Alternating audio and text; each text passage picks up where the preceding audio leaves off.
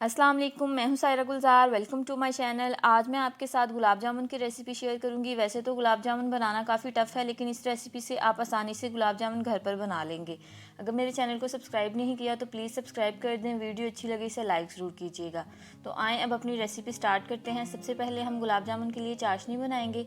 2 cup मैं पानी use कर रही हूँ, उसी हिसाब से हम इसमें 2 ही कप चीनी ऐड करेंगे। जितना आपने पानी लेना है उतनी ही आपने चीनी लेनी है। अब इसको हमने पका लेना है।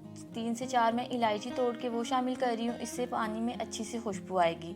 आपके पास इलायची पाउडर हो तो आप 1/4 टीस्पून वो ऐड कर दें।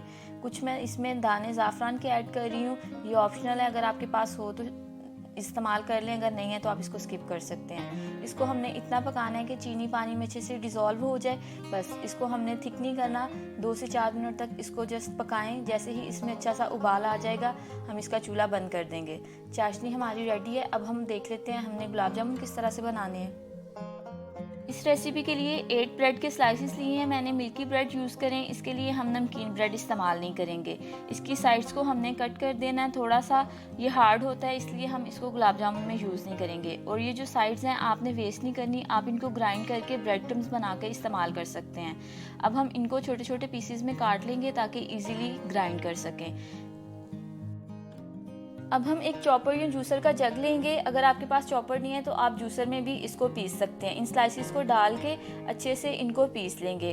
ब्रेड को मैंने अच्छे से पीस लिया। आप देख सकते हैं इनका टेक्सचर बिल्कुल ब्रेड क्रम्ब जैसा है, इसी तरह का आपने इनको पीस लेना है। अब हम इसकी एक सॉफ्ट सी डो बनाएंगे। डो बनाने के लिए हमने दूध का इस्तेमाल करना है। रूम टेम्परेचर आपने मिल्क लेना है, 6 से 7 चम्मच इसमें दूध लगेगा। थोड़ा थोड़ा ऐड करेंगे और इसकी डो बना लेंगे। इस चीज़ का आपने ध्यान रखना है, डो ना बहुत सख्त होनी चाहिए और ना ही सॉफ्ट। इस तरह की नॉर्मल कंसिस्टेंसी की आपने डो बना लेनी है। अब हम इसके छोटे छोटे बॉल्स बना लेंगे। फ़ौरन से आपने इसको बॉल की शेप में दे लेना है, क्योंकि अगर ये पड़ी रहेगी तो दूध जो है वो सारा एब्जॉर्ब कर लेंगे ब्रेड और ये ड्राई हो जाएगी। इस तरह आप अपने डिज़ायर्ड साइज़ के छोटे छोटे बॉल्स बना लें और इनमें क्रैक नहीं होना चाहिए। क्रैक फ्री आपने बॉल्स बनाने हैं, उसी से गुलाब जामुन अच्छे बनेंगे। अब इनको हमने फ्राई करना है। ऑयल को अच्छे से गर्म कर लें, फिर गुलाब जामुन फ्राई करें। ठंडा ऑयल होगा तो ब्रेड सारा ऑयल एब्जॉर्ब कर लेंगे। आप इनको घी में भी फ्राई कर सकते हैं। चम्मच की मदद से बॉल्स को चलाते रहें ताकि इवनली कलर जो है वो गुलाब जामुन में दोनों तरफ आए। कहीं से डार्क और कहीं से लाइट नहीं होना चाहिए। शुरू के 1-2 मिनट में आपने फ्लेम बिल्कुल स्लो करके पकाना है। बाद में इसकी फ्लेम मीडियम कर दें और साइड्स इसकी लगातार आपने चेंज करते रहना है। इसी से ये इवनली कुक होंगे और ज़बरदस्त सा कलर आएगा।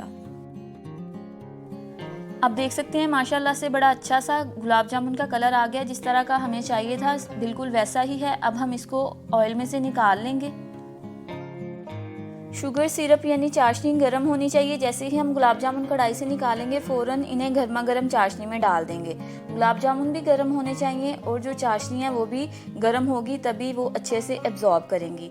चाशनी में वैसे तो गुलाब जामुन डिप होने चाहिए, घर में इतनी ज़्यादा बना के वेस्ट ही हो जाती है। तो आप इसमें डाल के 1-2 दफ़ा इसको चम्मच से चला के इसकी साइड्स चेंज कर दें तो भी ठीक रहेगा। अब आप चाहें तो हल्का सा चूल्हा जो है उसकी फ्लेम ऑन कर दें ताकि चाशनी जो है वो गर्म रहे और ये अच्छे से सोक कर लें गुलाब जामुन। कवर करके इसको 1-1.5 घंटे के लिए छोड़ देंगे और फिर खोल के चेक करेंगे। ज़बरदस्त से गुलाब जामुन तैयार हैं। अच्छे से उन्होंने चाशनी जो है वो एब्जॉर्ब कर ली है। आप देख सकते हैं बिल्कुल परफेक्ट हमारे गुलाब जामुन बने हैं। इस रेसिपी को घर में ज़रूर ट्राई करें और मुझे फीडबैक दीजिएगा आपको ये रेसिपी कैसी लगी।